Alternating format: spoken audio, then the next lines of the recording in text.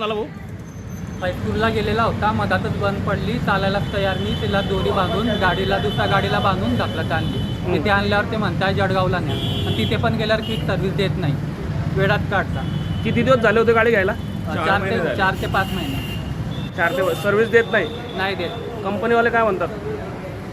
कंपनीवाले म्हणताय की म्हणजे इथे जर दाखवलं ते म्हणताय तिकडे जळगावला न्या. जळगावला न्यावं लागेल असं ते सांगतात, पण जळगावला आम्ही ही 5व्यांदा जवळपास कंप्लेंट घेऊन इथे आलोय. आणि आता ती गाडी परत बंद परत पडली, जळगावलाच जळगावला पाठवता आणि जळगावला गेले. आता बंद गाडी घेऊन कसं जाणार आहे पहिली गोष्ट तरी, आणि तरी गेले जळगावला. तिथेच पाहिजे ना.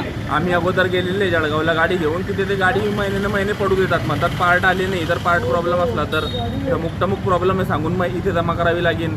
मग इथे केल्याच्या नंतर तुम्हाला थांबावं लागेल, वेट करावं लागेल. आता आम्ही आमचे कामधंदे सोडून इथे यांच्याकडे या गोष्टींसाठी चक्रा मारत फिरणार आहे का?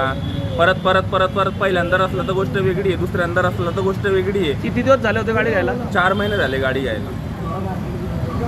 नवीन गाडी घ्यायची असली तर ते असं म्हणणार आहे का जळगावून घ्या. गाडी घेतली घेताना ना. मस्त गोड गोड बोलता आणि गाडी घेतल्याच्या नंतर येड्यात काढता.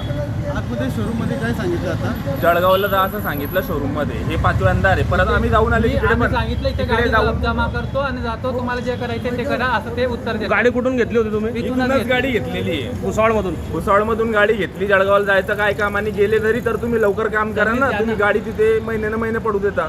ठीक. त्या गाडीचं काच पण फिरत